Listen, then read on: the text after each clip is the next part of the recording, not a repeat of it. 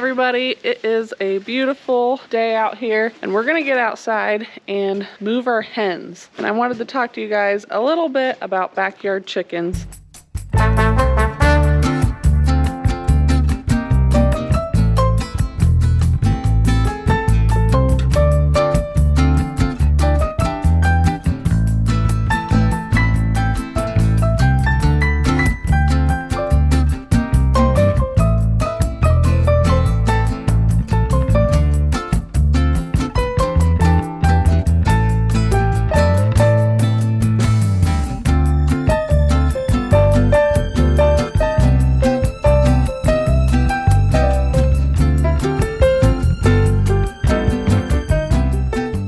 We have had ours now. This will be our going into our fifth year. And I want to say right off the get that we would definitely recommend that you get backyard chickens. If you're thinking about it and it's been something that's on your heart and your mind and you think you have the space and the time, dive in. I'm all about you getting closer to your food and creating that connection for you and your family. There's some fake eggs in our raised bed there. I was gonna trick them. Oh.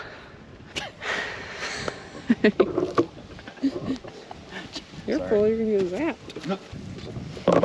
They look lazy.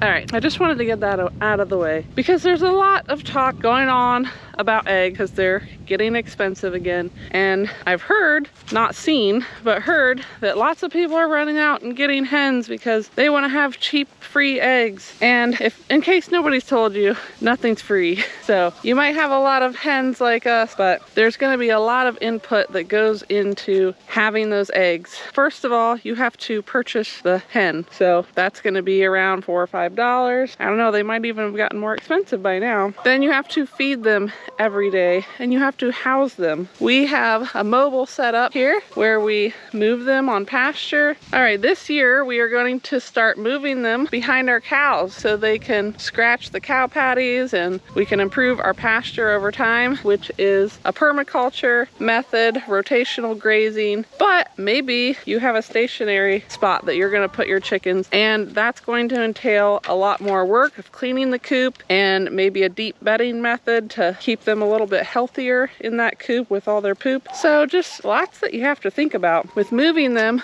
we don't put anything down in this mobile shelter unless there's snow on the ground, and we need to have a space for them because they're going to hang out inside most of the day when there's snow on the ground. But that's worked for us for a couple of years. We have been moving this John Siskovich chicken tractor around for the last couple of years, all year long. We put plastic on the sides, keep the crosswinds away. We have this run chicken automatic door that's been working pretty well, right?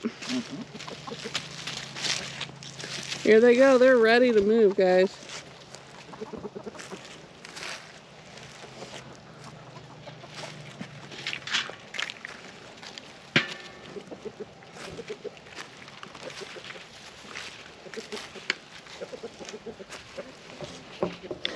I absolutely love seeing them on pasture. I love moving them to a fresh spot. They love it. They're gonna be out here. There's so much to do, scratching, new bug, new poop. It's exciting. It feels right. It feels natural. We did have them in a stationary coop because it was gonna be really cold one winter and we just put them in there, and that was the first time we had ever done that in these 5 years. And we really just did not like it.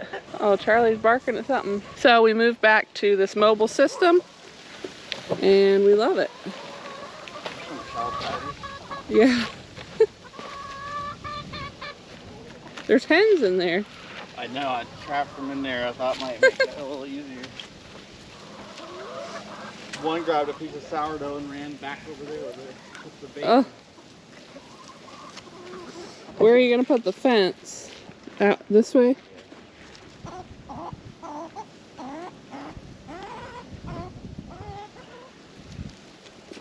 She doesn't want to share that sourdough. So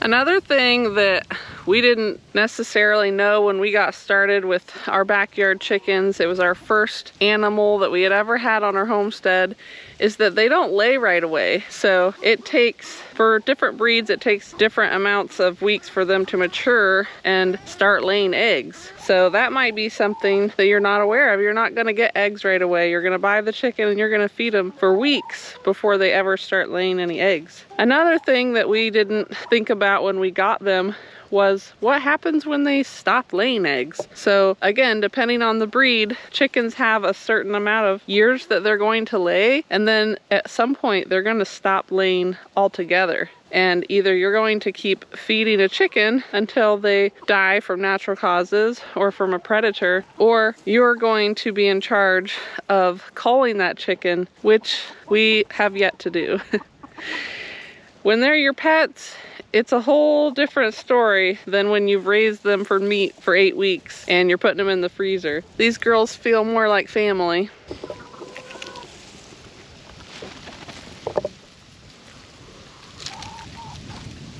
But with them being on pasture and helping us improve the soil health, it makes us feel a lot better about having chickens that aren't laying eggs that we're feeding. Still working. Gonna scratch up that poo-poo patty. Yeah, we get eggs, but also a byproduct is that they work the garden. They're working chickens. They can work the garden beds, and I'm sure to say that like cow. Yeah, so if you have the ability to move them around, which we are using electric netting to keep them contained, but we continue to move them so that they're on fresh pasture, they're staying healthy, they're staying active. And if we didn't keep them contained like that, we would be searching for eggs all day, every day, and most likely we would be losing more to predators than we do now, which is maybe 1 or 2 a year. And because we are using them, because we are moving them, we are able to move them into the garden, to get the garden prepped and ready and scratched up and get some poop on it so it's ready for that next season of growing. We went all in the fall of 2020 and bought Premier One netting, which has turned out to be a really great company.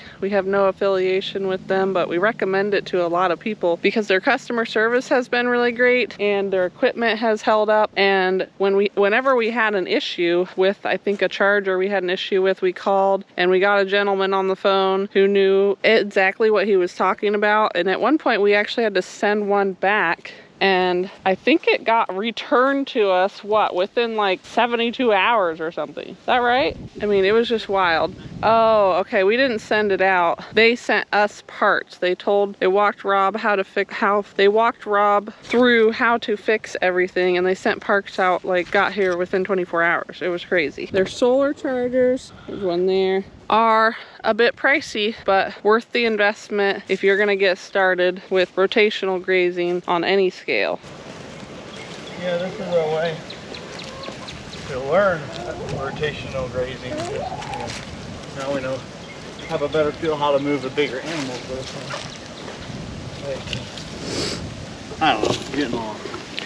Yeah, Rob's just adding that the chickens were a really good thing to start with, and I think if you watch other people, they'll talk about how they're the gateway animal to homesteading. They really are. They're small and manageable, and if you want to start rotational grazing, they're a great animal to start to learn with because they're not really going to run off on you. You're not really going to be chasing them around. If you wait for them long enough, they'll want to get back in with the rest of the flock. So if you're in a hurry and you're rushing and you need to get them all in there, maybe not the best, maybe won't have the best outcome with them all getting back in, but if you have time and you're patient, usually it works really well, and they want to get back in with the food and the water and the rest of the flock. It gave us a good feel for the rhythm of moving animals. And then we've done it with pastured pigs now, and then we're getting ready to move these cows, but just get you in a feel for that. Without losing a large animal off the property, if you lose a chicken, you lose a chicken. So we just now heard on somebody else's YouTube channel a few weeks ago that when the chickens start laying is when the days start getting longer again. So it doesn't necessarily have to do with how cold and how warm, because our girls started laying as soon as those days started getting longer and we had more light. And now we're getting like a dozen eggs a day, which we have 24 hens. A lot of them aren't laying anymore or aren't laying every day. Our egg stock is piling back up, and they will slow down again, and that will be this summer when we get the summer equinox, whatever. The days start shortening. Not so sure about that. Gonna have to look that up. The day length, the amount of sunlight. For us, like I said, it was our first animal, and it's kind of a love-hate relationship now that we've been doing it for 5 years and we have bigger animals, and we've seen how some of the bigger animals take a lot less daily input and they have a greater reward, and then they're finished and they're in the freezer and you don't have any more daily work to do with them. So these girls take daily work. We have managed to go away for a couple of days and have a couple of large waters in here and a gravity fed 5-gallon bucket of food, and that'll hold them over for maybe 4 or 5 days, but nobody's collecting the eggs. So you can make that work here and there, but going away for an extended amount of time, you are going to need somebody to come check in on them and make sure they have water, make sure they have food, make sure that their door isn't not opening for some reason, which does happen when those batteries die or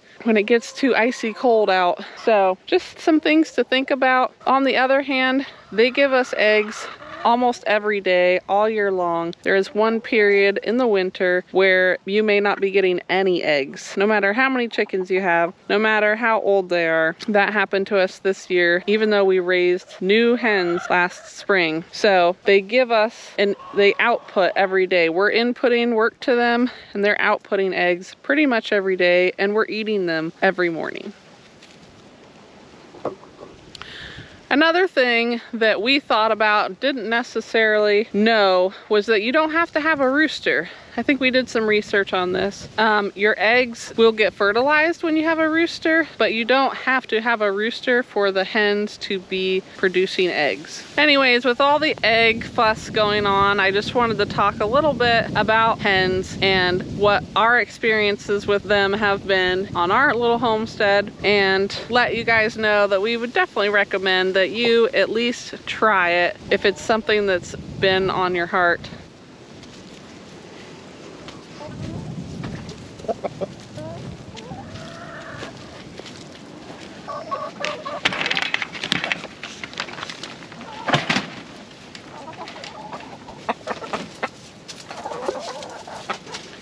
This is our new roll-away egg station that we installed just a couple months ago. We got a couple broody hens in here, got some eggs.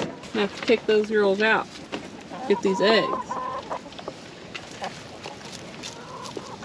We knew nothing about chickens. Neither one of us grew up having any animals, so you can pretty much learn all you need to know on YouTube now, and Googling, and through your local network.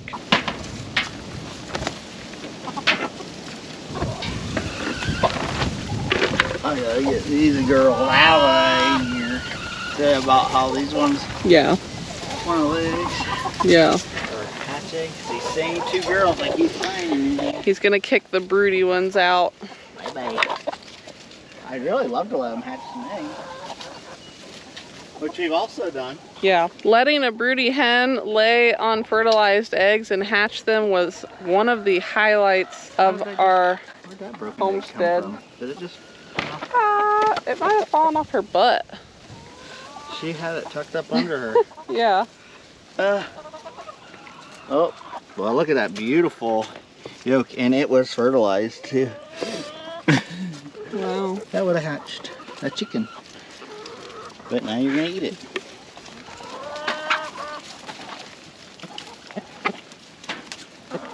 They both had eggs up under them. That's funny. Must still be laying then. Okay.